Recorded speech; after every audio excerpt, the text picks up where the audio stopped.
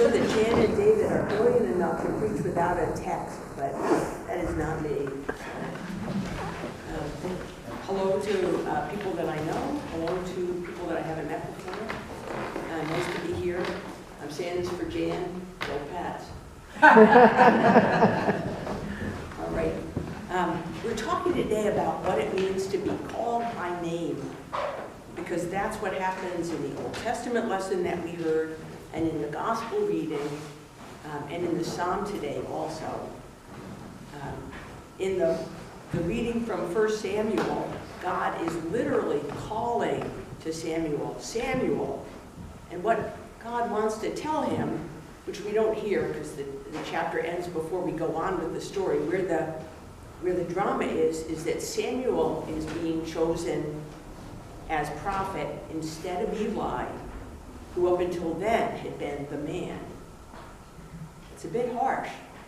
God is choosing one over the other, the boy over God's longtime servant Eli, who had been a faithful witness for many years. But Eli had also made some choices, as we all do.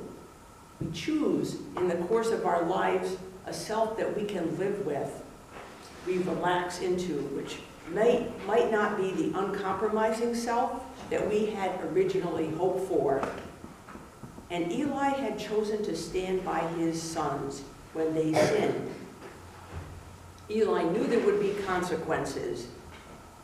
His prophecies had dried up. The word of the Lord was rare in those days, the lesson says. There were not many visions.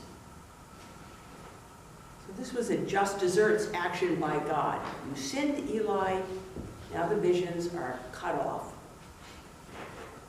Fair enough.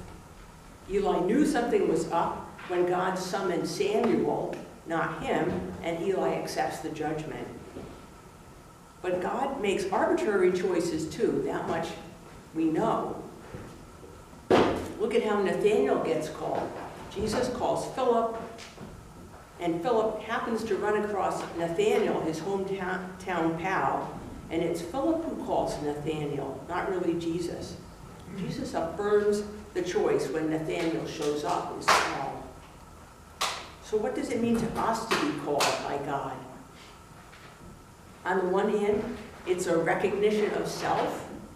It's an affirmation. I am a person recognized. It's the difference between, hey, you, and Mary, I intend this message for you, which is a nicer feeling often, although that kind of depends on who's recognizing you and for what. It may be a little less comfortable to be recognized by God, as in, somebody entirely uncompromising is singling me out. What next? For me, I was not unhappy when I was a child if an adult couldn't easily recall my name. There were a lot of kids in my family, all with more or less the same face, just different sizes. And even my mother, when I provoked her, I was number 7, would say to me, Tom, Mike, Marion, Tim, John, Joe, what is your name, little girl? True story. Naming something can be empowering. Naming something is necessary for blaming, too. So I just ducked and covered then. And Eli discovered that. He had responsibilities. He did not fulfill them. There were consequences. So what's being asked of us? Is it something easy? And I understand somebody said we were supposed to preach on this week. Is it easy like God voice here now? This is God. You should give the $100 bill back to the woman who dropped it. Did everybody read that story? Yeah, right. That's kind of easy stuff. Or, as was true of Samuel and Nathanael, is God asking for our lives? I mean, follow Christ and there's risk, and there's death, and maybe there's reward somewhere. Follow Christ, and you will see the skies open and angels ascending and descending the ladder. It's a reference to Jacob's dream of the ladder. And just to digress, why are the angels on a ladder? Why not flying? Apparently the idea is, for those of us who can't really see ourselves flying, is that a ladder may be a safer way to get to heaven. So anyway, that was the last safe that the disciples saw, really, since following Christ pretty much got them grief and danger. Philip ended up being martyred in Turkey after making his way through Greece and Syria. Nathaniel, who's called Bartholomew in the other 3 Gospels, gets to India and Armenia, according to pretty early sources, and he is killed in Armenia. Tough part of the world the Mideast is, and always has been. So what's God asking us? Well, we're in the season of Epiphany, which is a word that contemporary language has come to associate with a great idea, with that little light bulb turning on over our heads, like, I had an epiphany. It's fitting, really, since the word in Greek means the light upon us. Epiphanos, the light shining out. And the idea of Epiphany, or this whole season of light, is that God shines this light on the world, and really specifically on each one of us. God knows each one of us, knows the best we can do, knows when we are not quite there. And in knowing that fact, we recognize our own faults in a way that is intolerable to some people, really.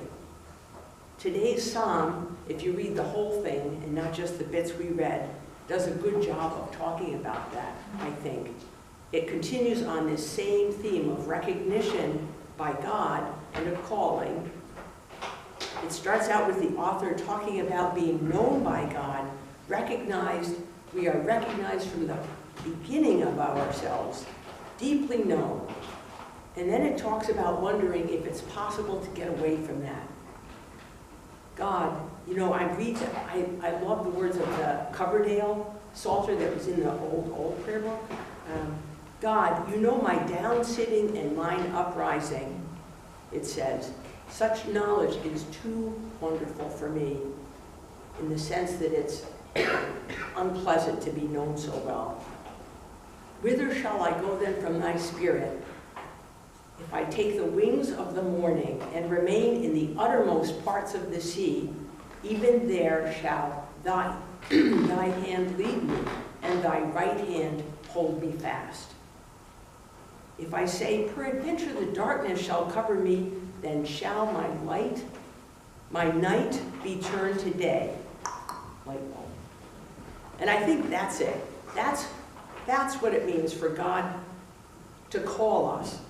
It is that we are known by God, who sees us even in the dark, who knows the best that is in us, the best that it's possible for us to be.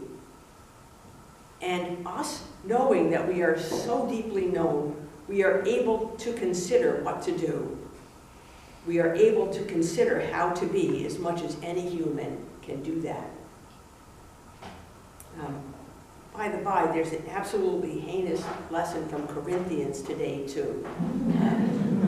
And I say anytime you feel the need to thunder on about fornication, like Paul apparently does, this lesson will be a great resource to you.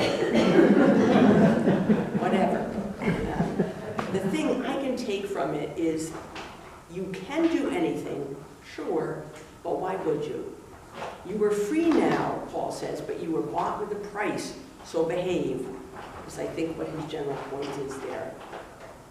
Anyway, what I think is the world is a dark and difficult and complicated place, but we are here together today in acknowledgement that we have all been called by God into this knowledge of what is possible for ourselves, and best in ourselves, and best in each other here, and in every other human of every other faith and no faith, and shape and shade of color in the world.